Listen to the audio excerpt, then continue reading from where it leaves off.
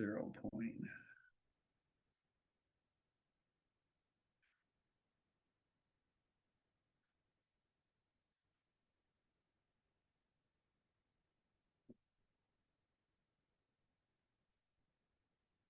Two on there.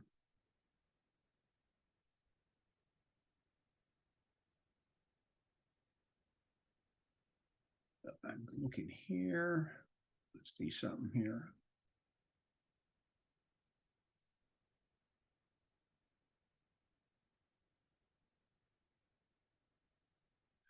$275, 233.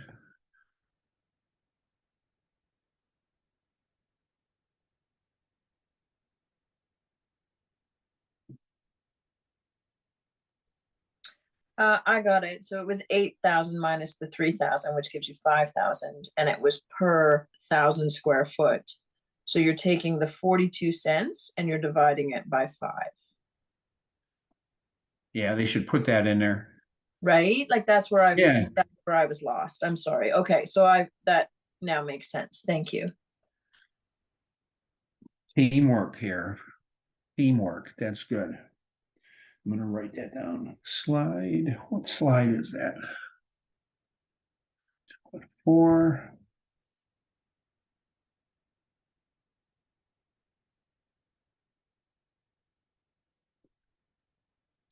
I don't know. Oh, slide 121.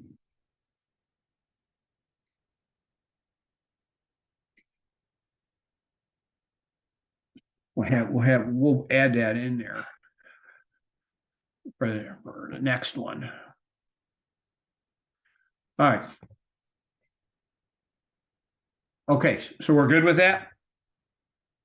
All right. Anybody have questions on the chapter 2 quiz?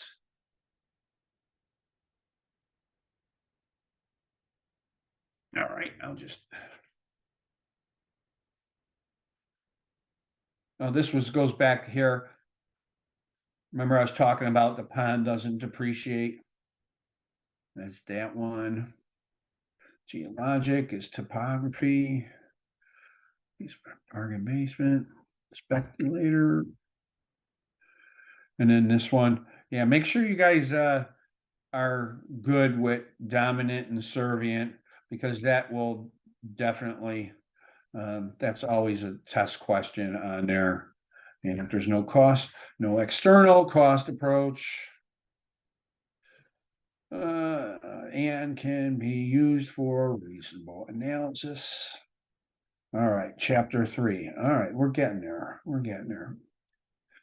All right, lots of different things. Super adequacies, deficient, functionally obsolete, externally, economically obsolete. Properties on here.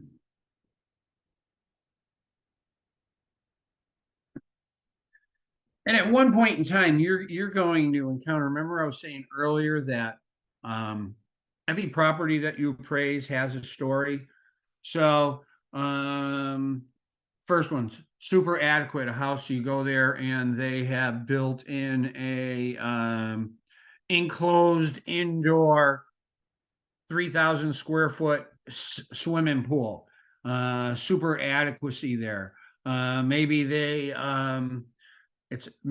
have taken solid gold and made railings of a staircase going into the place. Maybe they whatever high-end quality thing, they overdid it, or they just made it a much larger house compared to other homes. Super adequacy. Again, you want to end up telling a story. A deficient property, a house that may only have a half a bathroom with no shower or tub, a house that may only have something that is not perceived by the market as being the norm, functionally obsolete, externally and economically obsolete. So remember, functional is everything inside property boundaries, external is outside the property boundaries. You may have to walk through one bedroom to get into another bedroom. We call those tandem bedrooms up here. I don't know if you use that same terminology, but the lenders don't want you to account that as a separate bedroom. You just basically call it a den or tandem room on there. Economically obsolete can be a lot of different things, but one thing that comes into mind is when there's you may be in an area where a factory or a major employer has shut down, and now the whole neighborhood has gone down and values are you're getting to see a lot of distressed sales. So it may not be feasible to do anything on that property in that particular location. Uh, Physically deteriorated, that's obviously any what repairs or everything that has outlived its useful life on the components, something that conflicts with regulations, a house, single family house in commercial zoning or business zoning, environmentally impacted. Now this one I see this quite often. I actually was doing an appraisal yesterday, and I went and took my com pictures, and I had to go like about eight blocks to a mile away for two of the sales. I had six of them, but the house I was doing, it was a rental house, and it wasn't taken care of very well, and it had a lot of repairs in it, and it sold for 160,000, and it didn't. It was just 20 by 50 square foot ranch on a crawl, living room, kitchen, 3 bedrooms in a bath, but had a bunch of repairs. And the contract sales price was $160,000. All the comps that were within a couple of blocks, sales price were all $240,000. So, I'm like, crap, now I got to explain why I either am going to overappraise this thing higher, closer to the comps.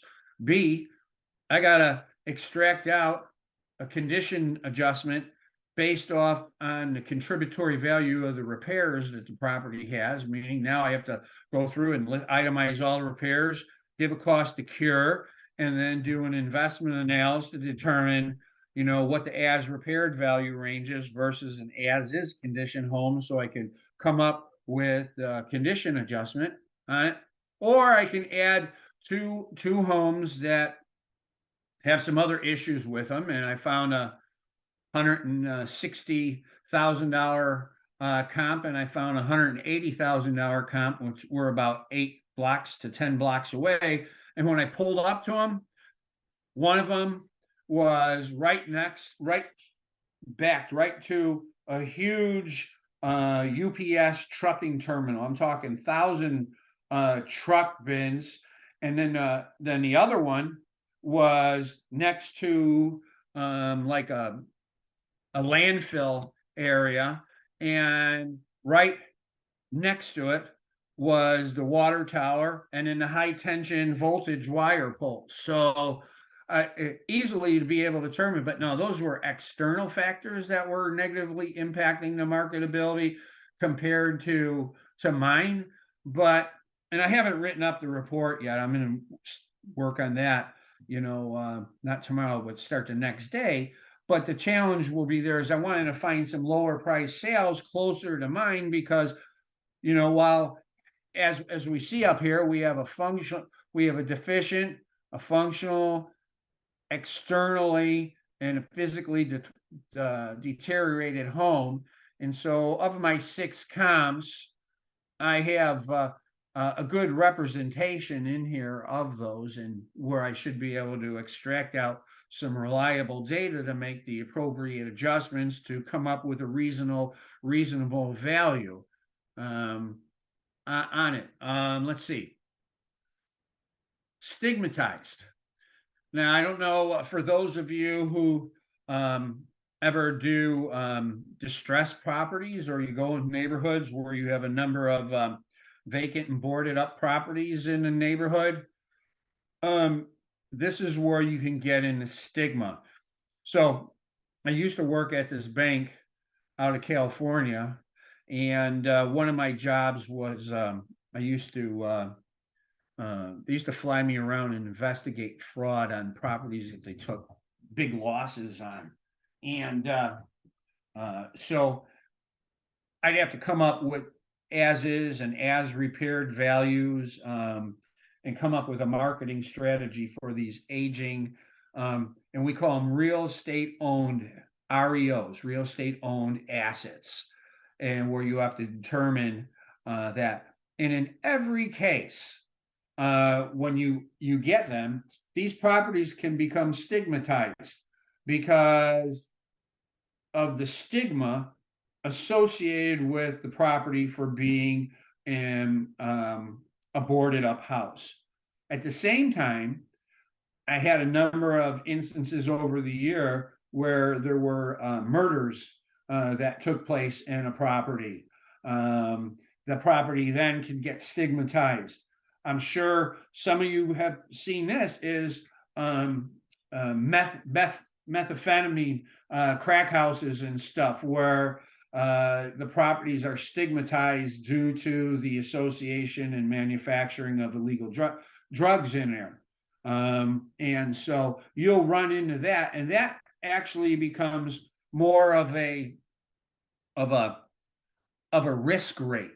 So besides figuring out the standard contributory value of the repairs on a property to come up with a reliable condition adjustment based off of the contributory value of repairs, then you have an additional factor, and I like to call it a risk factor, and that is an additional discount on that property due to the stigma associated with that property. Now I'm going to show you something. I'm going to show you something pretty cool here. At least I think it's pretty cool. If I can find it in a relatively timely manner here. So it says architecturally different. Now we saw the examples that they gave in this book. So what I'm going to do is see if I can pick this thing up. I'm going to show you this goofy house that I told you was like a church. Now, oh, this is going to be interesting. Let's see if I can do this.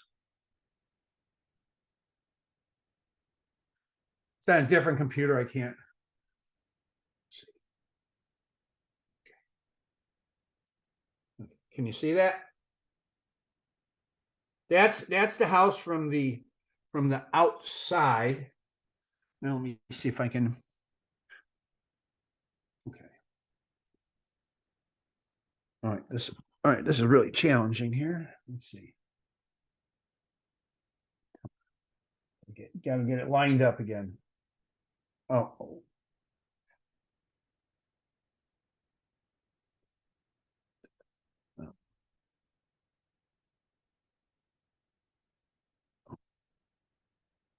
That's another. Come on, look at it. Okay, that's another view of it. Right there, you see, it even has like church glass stuff out in front of it. Oh, am I going the wrong way? Okay. This is the inside of the house. It's all concrete. That's the ceiling. That is copper. That's a copper ceiling. Circular ceiling. That's their circular library. You see all the church stuff in it. That's the layout of the house, that circular design. That's the intercom system.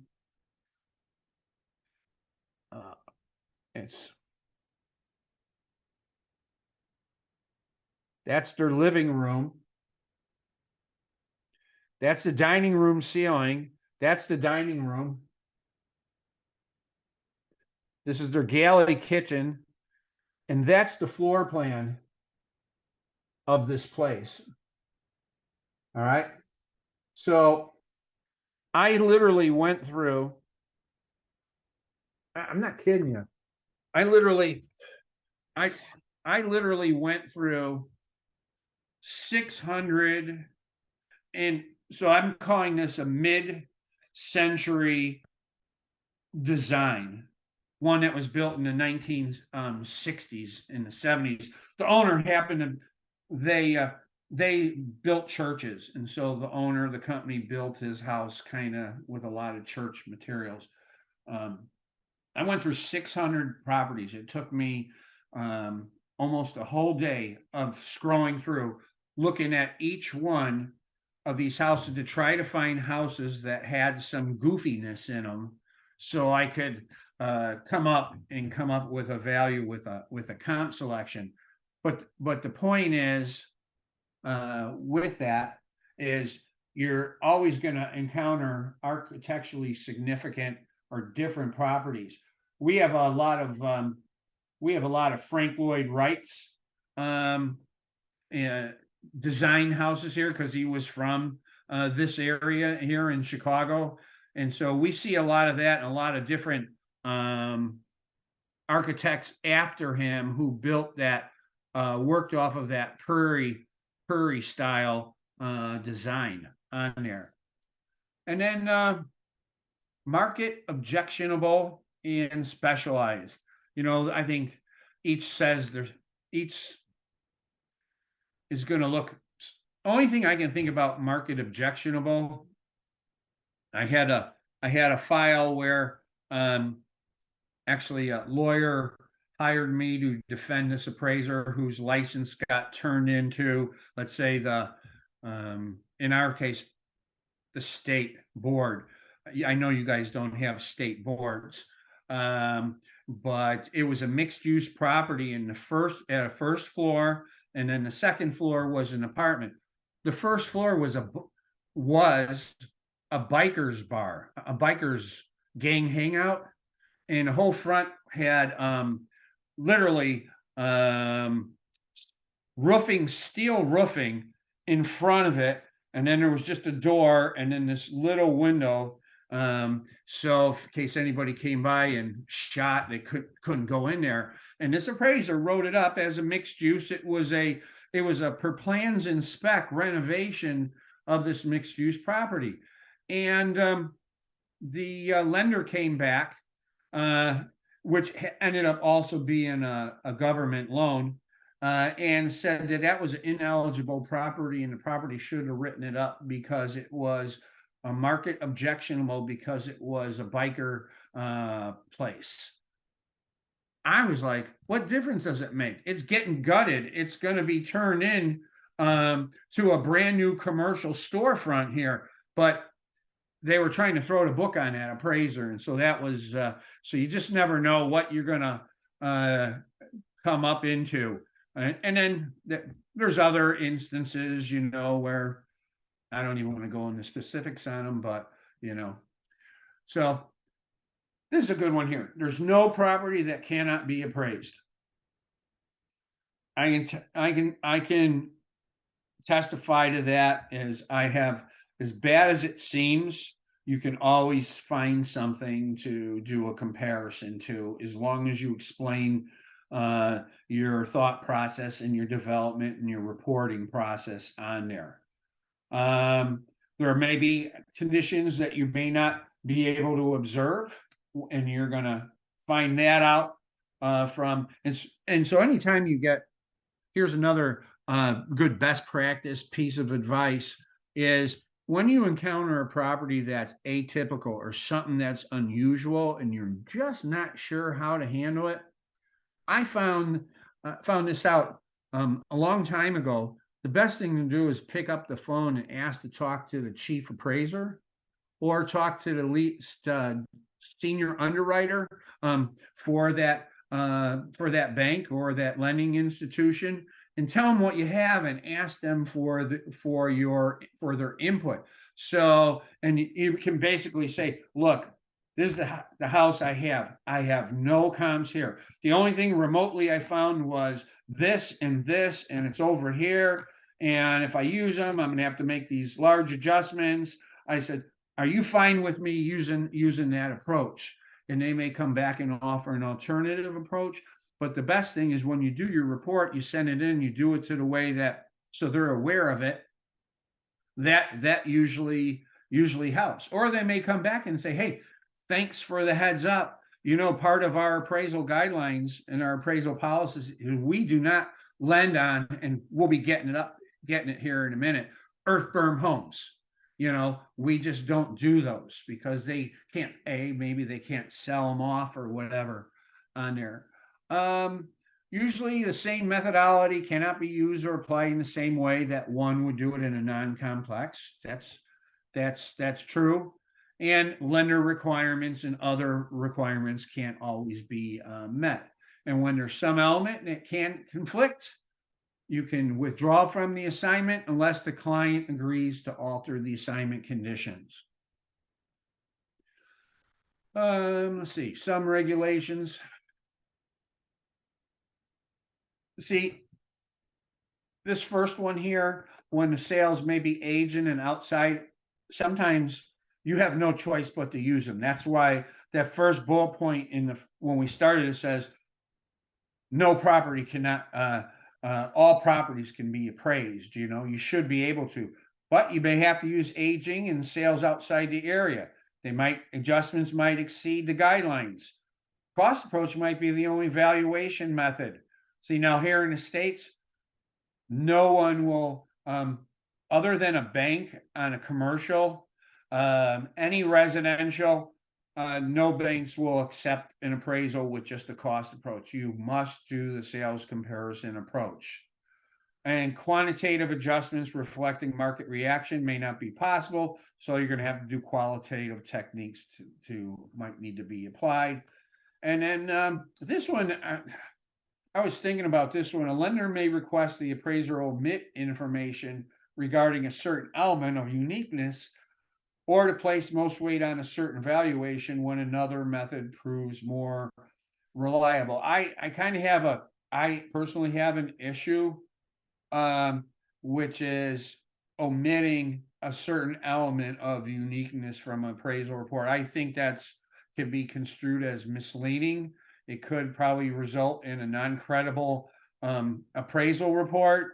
And you know, old word of thumb is observe, report, analyze. That's your job as an appraiser. Observe it, report what you see, and analyze. If you want to say it doesn't have any contributory value, and then tell us the reasons why. That's how you can. So I don't like the word omit on there. I think it may not be applicable to the valuation. And sometimes you'll find that, you know, like Melissa, you were saying you were doing a lot of rural properties, right? And you go out to you got a nice location and a nice house in a rural location, and you have a 3,000 square foot ranch or a 2-story, typical, and the house is on 2 acres or 5 acres or however many acres, but it's got a horse riding arena out back. It's got pond. It's got some stables. It's got the family collects antique cars. It may have a 12 car climate controlled garage in there. Okay. Well, for a typical traditional residential loan, a lot of that isn't going to have too much impact on there. And, you know, the cost approach is really one of the only ways that you're going to be able to get good information by doing the same case studies we did prior on determining the depreciated value of those improvements there. But it could be where the client came back and said, you know what? We don't care that it really has a horse riding stable on it. So we don't care or they border horses. So we don't care about any of the income that's derived from that particular situation. See, now in that case, I can see the client directing us on that because that is outside our scope of work for a residential mortgage lending appraisal report. And like I said, you got to be straightforward and detailed in the commentary to not produce a misleading report. All right. Identifying here the true element, making the appraisal different. It does not lie in the appraiser's limitations, but within the property itself. And if it's in odds with one of the foundational principles, there may be nothing functionally or physically defective or undesirable, but it just doesn't fit where it is. And that could be experience in regression. So remember, principle of progression, regression, the superior house surrounded by inferior homes will typically not gain maximum value. Same thing with principle of conformity. If the property doesn't conform with the location and surrounding areas, it's not going to get maximum value on it. All right, let's see where else here. All right, I'm caught up. So we are on page 38, principle of contribution. Property's value is being influenced by the law of diminishing returns here. And that's basically where the theory of substitution comes into play when the market won't pay for something else that will satisfy the needs and desires. And that refers back to what? Principle of substitution, right? A prudent buyer isn't going to pay for something more than they can get an equal or equal substitute for. So use the fundamental approaches. So here we go. Let's start taking a look at these goofy houses. Okay, a lunar space station. I wish I would have found one of those for my potential church. About the same time built. 1 acre. I was at an acre and a half. I think they'd let me use comps from Canada in my report. I don't know. So it talks about the issues with this.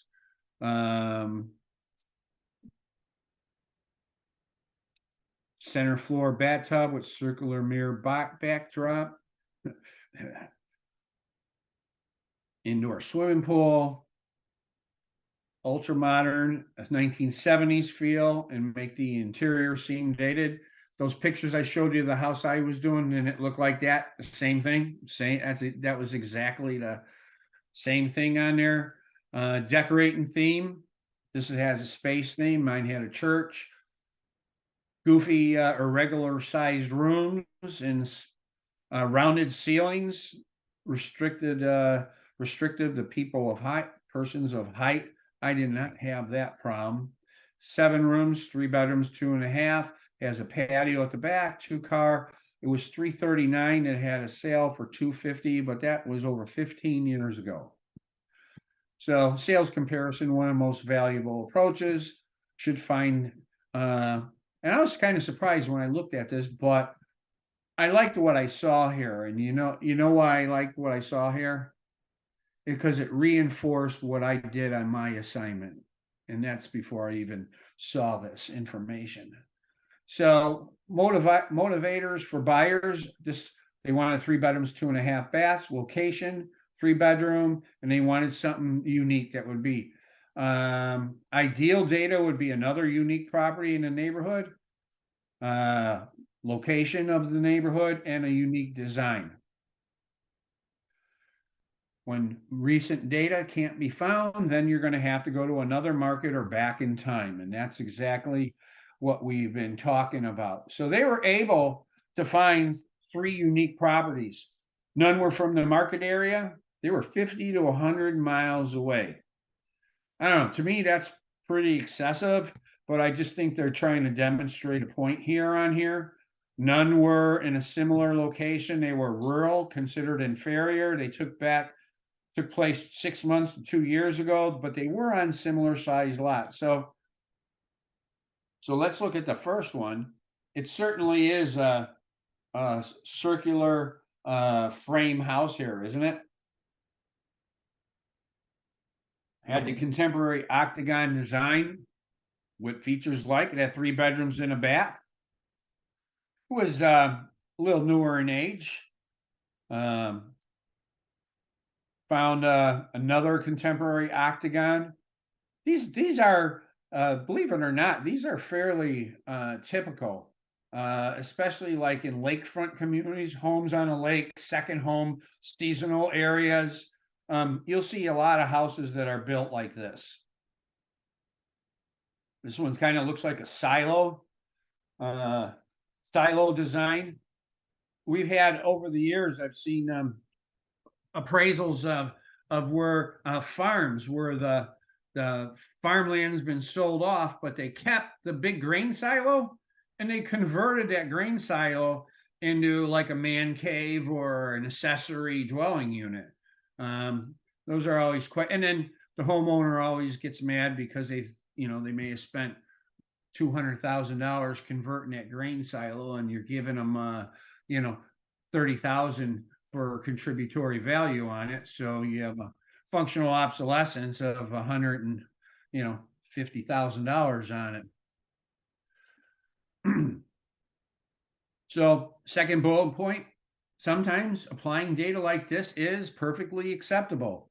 And they share one thing in common. They represent motivations of buyers who wanted a willing and wanted to purchase a unique property.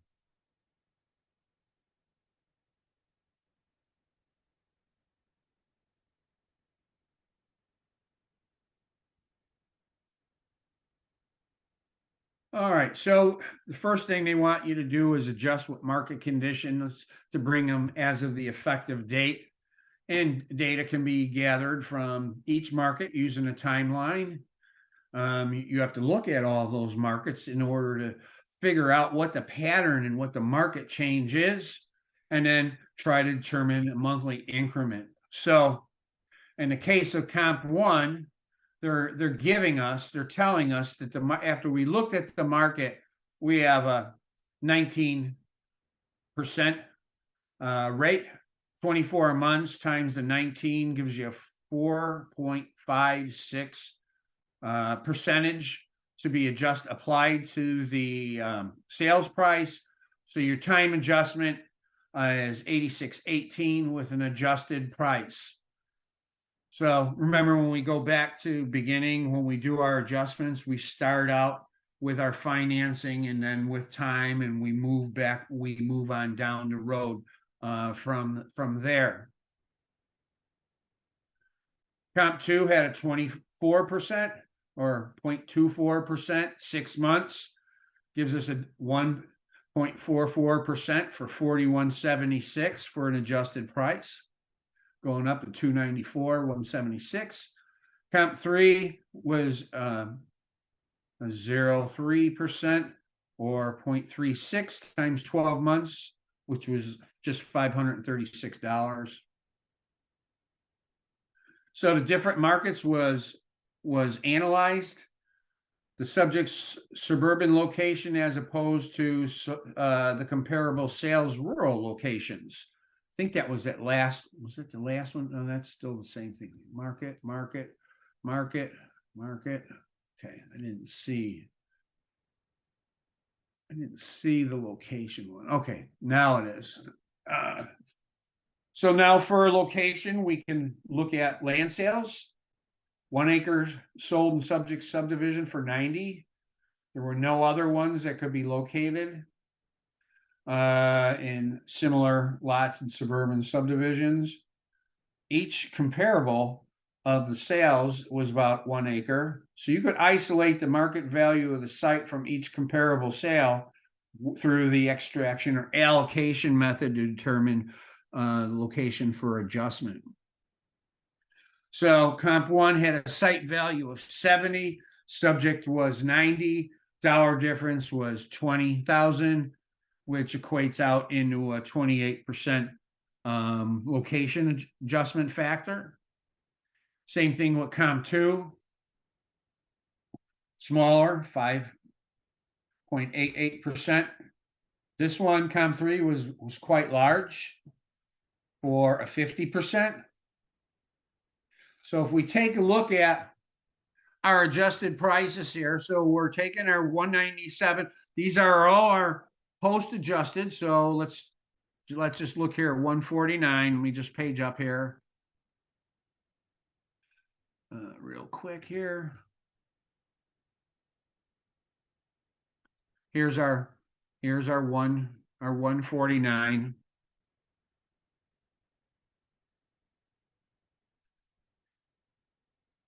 $149,536 at the 50% gives us a dollar adjustment for being inferior location. So we're 224,000. Again, our post adjusted totals for time times the 5.88 location adjustment factor gives us a dollar adjustment of 17,298 for a price adjusted for location of 311 and so forth. So here's our adjusted value range for location. Now they said you can also use dollar amounts for location. It might look more like you apply the factor and give the dollar amount and come up with it this way. Your 299, your 179, and your 217. Or you can break it down into price per square foot. So you take your adjusted from here, 254,077.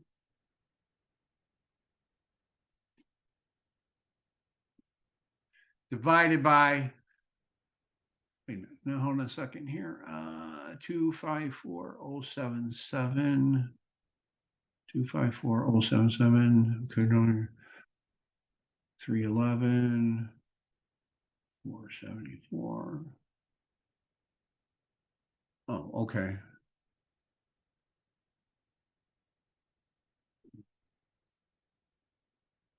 Get your price per square foot, 158.8, 141.60, and 163.13. I'm just trying to see here because I haven't really looked at this thing here. I'm just wondering where they got the. Oh, there it is. Okay. All right. I was worried. Just want to make sure we all see where those figures came from. Okay, so it was 254, 311. All right, 254, 311. All right, divided by the square foot gives you your price per square foot range. Everybody follow that? Any questions? Okay. Now we can develop the range. This is our sale grid, our price per square foot, our distance times sale, our location, our gross living area, our age, and our condition. And we can take that down. Everything at this point has consisted of quantitative, which is for the specific elements of comparison. But there's other differences in the property that you might not be able to use in a quantitative, which could be requires your reconciliation skills on here. So think through this. This is what they're saying. I'm just catching up on the book, page 43. 2 is the nearest to the subject, and the adjustment was made, but the fact could be logically argued that this is the most representative. All right, well, maybe, right? And comp 2 is also the most recent sale, 6 months as opposed to 12 months and 24 months. It's also the most similar in square foot area to the subject. Comp 1 is most similar in condition, and comp 3 is dissimilar in all categories. So if we were quantitatively making, comp two would result in the greatest confidence. But it's newer and it's superior in condition, but also much smaller. And so this could result in a wash. Could be another factor is the appraiser's judgment and the appeal of the subject when compared to sale two. Many would argue comp two is more appealing and might face less market objection than the subject would. So the next top sentence on that second paragraph on page 43 is another good one to underline. One of the notable patterns is when the house becomes larger, the gross living area, the price per square foot goes down. I can't tell you how many times I say in my reports, and a lot of times more on commercial and mixed use. But if I'm dealing with a house that's larger than normal or smaller than normal to my comparables, this is how you explain it. And you always put the sentence in there. Keep in mind, you might say, hey, the price per square foot is larger than normal, but this can be expected when the subject property is smaller than the comparable sales utilize, or vice versa, because the smaller the square foot, the larger the price per square foot, and the larger the square foot, the less the price per square foot. And that kind of like the light bulb goes off, and that helps explain things with your analysis, your development, and explaining why you did stuff the way that you did. So as we see a pattern, which we just talked about, the difference in size between 2 and 3 is 825, which is a 15% difference between the two. And they just simply took the difference there and did the division on that. As the size increased, the price per square foot decreased. The subject's almost 800 square foot larger than COM2, this might decrease another 15%. So you can extrapolate outside the known range to conclude that the price per square foot applied to the subjects is a 781 square foot difference, which you could simply round basically at 800, would result in a 15% downward adjustment on the price per square foot.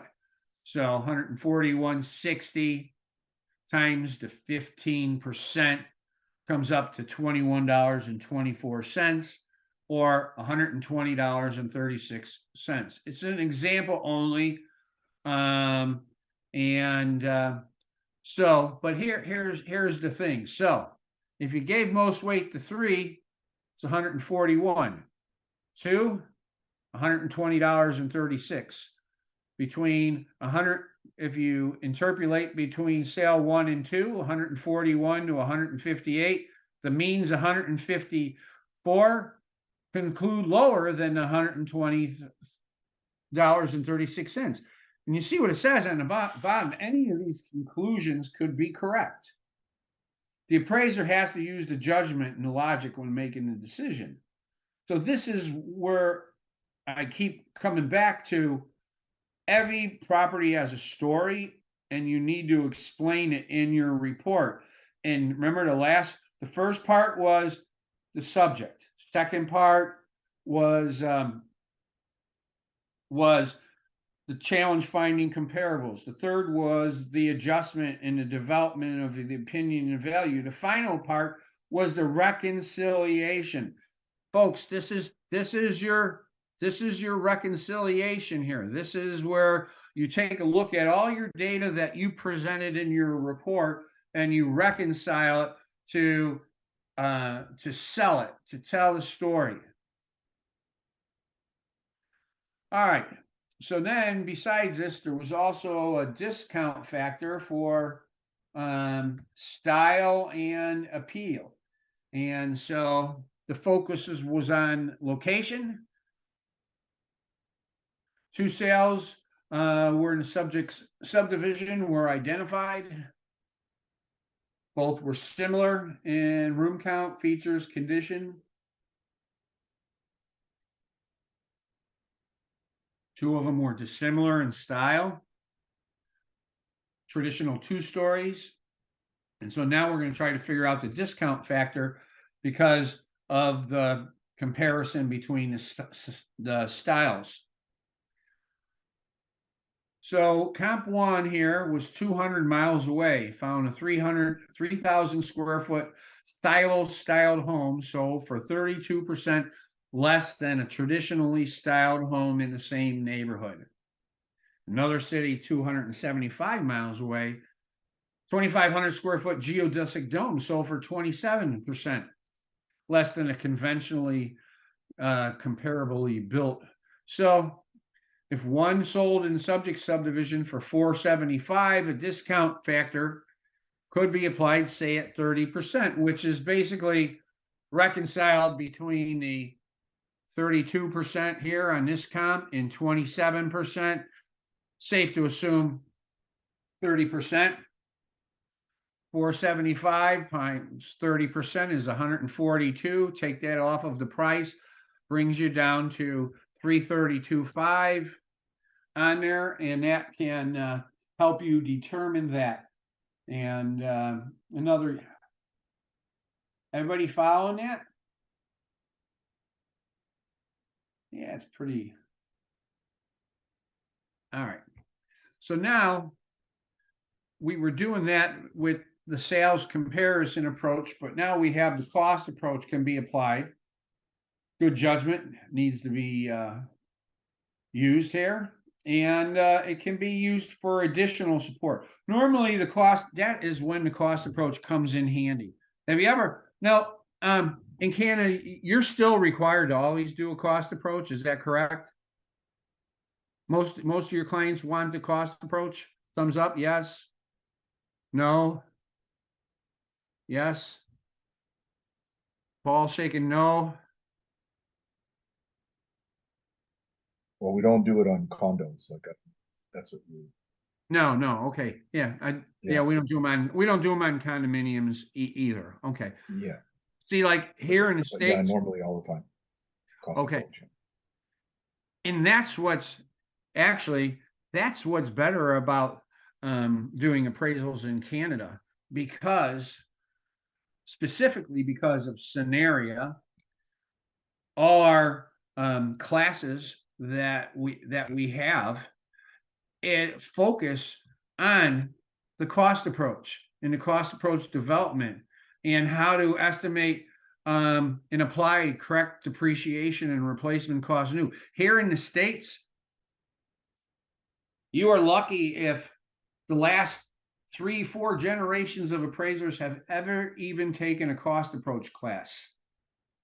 Most clients don't require the cost approach, only for new construction, where I harp on everybody and I'm like, hey, just because that house is 10 years old or 20 years old doesn't mean the cost approach isn't applicable. It can help you if you have terrible comparable sales. You know, you're driving somewhere and you're in a hamlet or an outlying area, or just like these examples here that we've been going through, and you got to go 20 miles away or 50 miles away for comps, and they're in different locations, and you have to adjust for all of these factors. But then again, you're in an area that has land sales, you have reliable cost data, and you have some historical data, and depreciation is not too extreme. It's pretty straightforward, you know, and it's not a super old home. That cost approach ends up carrying more weight than that sales comparison approach.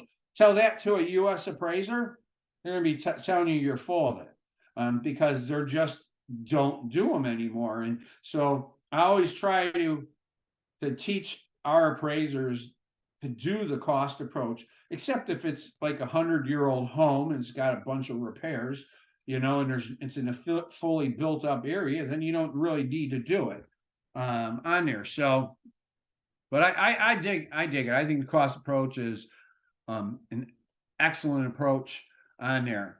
And then of course we have replacement costs and reproduction costs. All of you know the difference, right? Replacement cost is to replace with a basically a similar component. And reproduction is basically the exact same type of material. And you'll see that only time you ever see this cost approach on reproduction cost is if you're doing a historical property, because with historical properties, that's where they want you to use reproduction costs if it truly is a historical property. And that's part of the intended use of that assignment, is to come up with a historical valuation. All right, what was this other one here?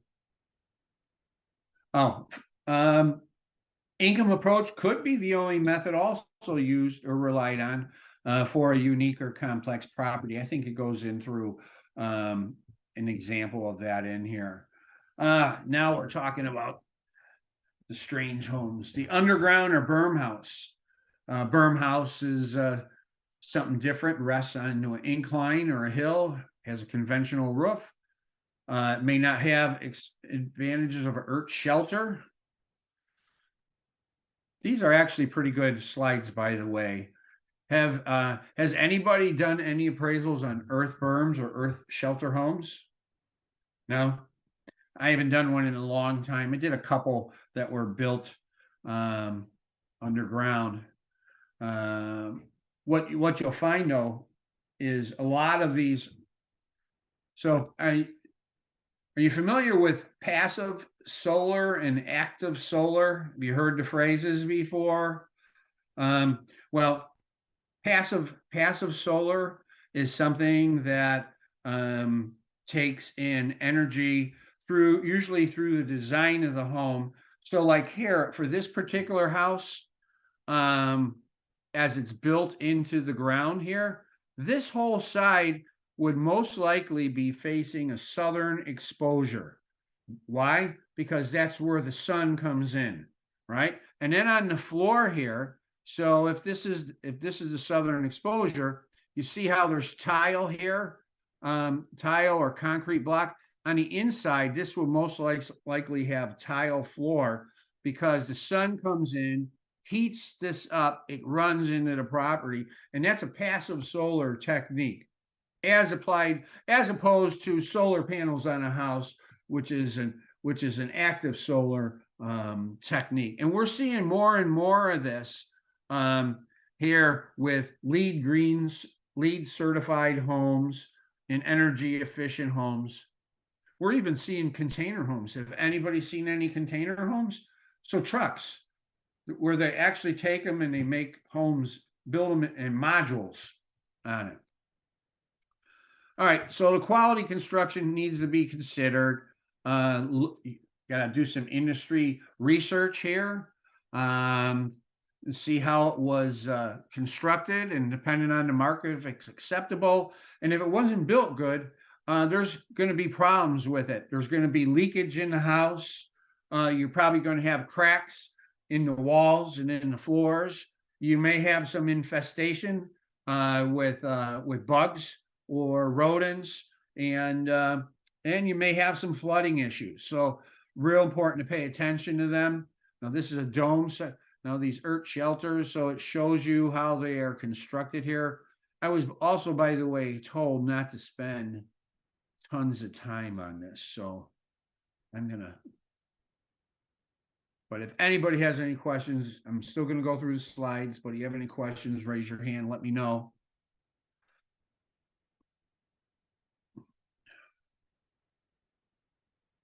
You see bolded there, one important element is conformity.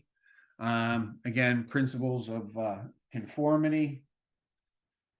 In here, just catching up. All right, log homes. Now, I'm sure many of you have appraised log homes up in your area. I've done a number of them over the years here, but you have to be able to recognize the difference in quality of log homes, whether it's a manufactured log home where all the pieces were made in a factory and it looks like just to resemble a log, and then it's a kit that they build together. That's different from a traditional log home that has ends with the notches and or spiked together, and that require a chinking in there. Chinking refers to the mortar fill between the post, the logs. Modern design use an interlocking technique, so that's probably some of those modular ones I was talking about.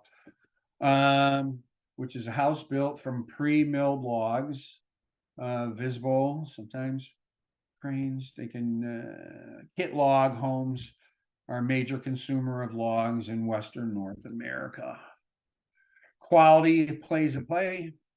Big range in cost, conformity comes into play, and the appraiser has to look closely at selecting comparables that match or meet similar criteria on there, which will then let us know what type of approach we may or may not be used.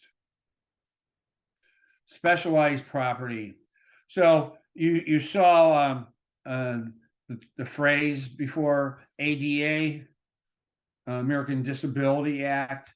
So that's big. You're going to see that more often as it applies to commercial buildings, restaurants, public places, libraries, as opposed to individual houses. And all that ADA focuses is more on fair housing and making sure that handicapped individuals have access to all amenities and uses, functional uses in that property. Extra wide doors so a wheelchair can go in there, may or may not with ramps, handrails on the walls, handrails in the bathrooms, handrails in the kitchen. VA, we have the Department of Veterans Administration. They've had a program for 50 years, been a long time, and they have special programs for vets when they come back, who happen to be injured, where the counter heights are wheelchair height, and the houses are specifically built for veterans in wheelchairs. So, but a lot of appraisers, especially when you guys get to mixed use, you have to be observant of that.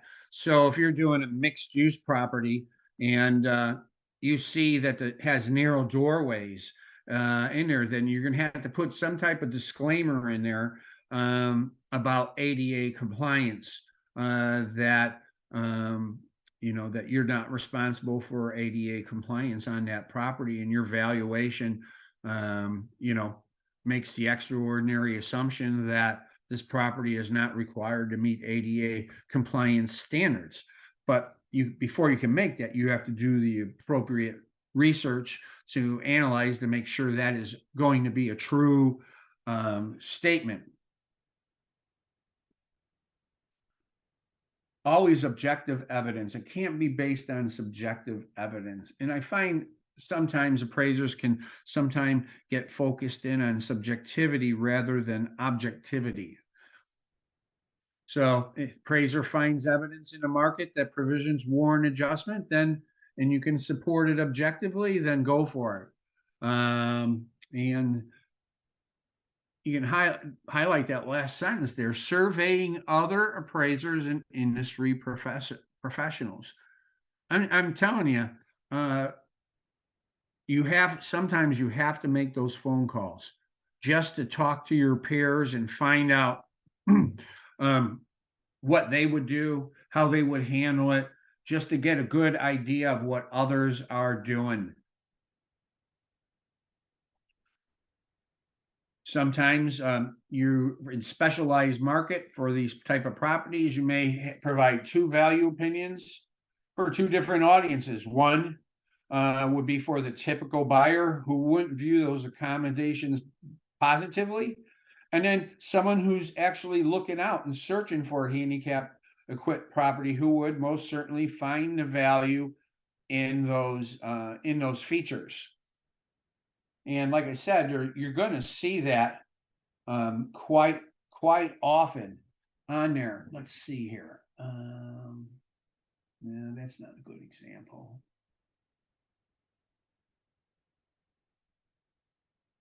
Just looking at the handbook here. Okay. All right.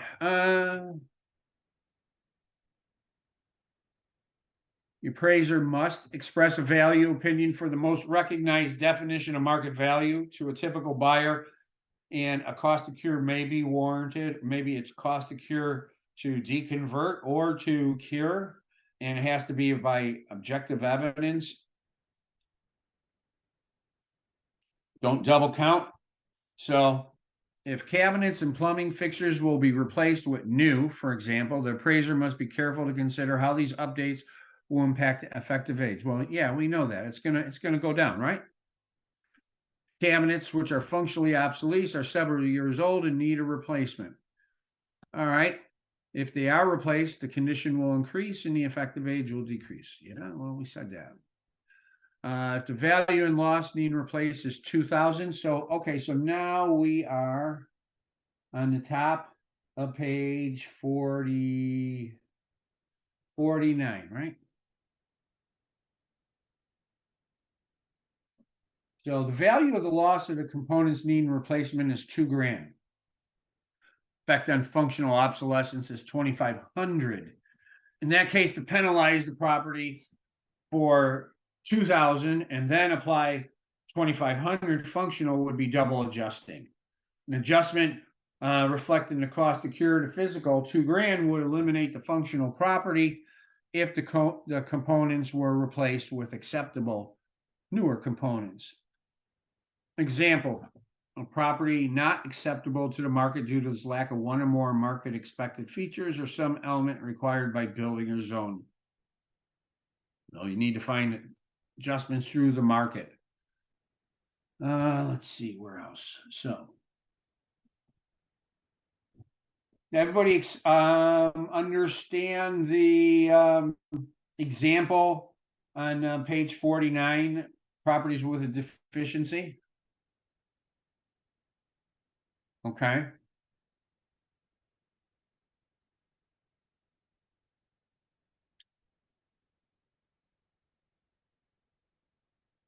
All right. Additional dwelling where there's two or more. We see this all the time. I'm sure you do as well, where you have a property on some acreage and has a mobile home on it or a manufactured home out and back. First we have to figure out the legality. Is it allowable in comparison to the current zoning and or provisional restrictions on there? Is it deed restriction? If it applies to zoning, it's not going to be a problem. Are they a grandfathered or non-conforming use? So grandfather in case a non-conforming is something that pre-existed prior to when zoning laws came into effect. In our area, a lot of zoning laws were put to book to paper in the 1950s, the late 1950s. More suburban areas were afterwards on that.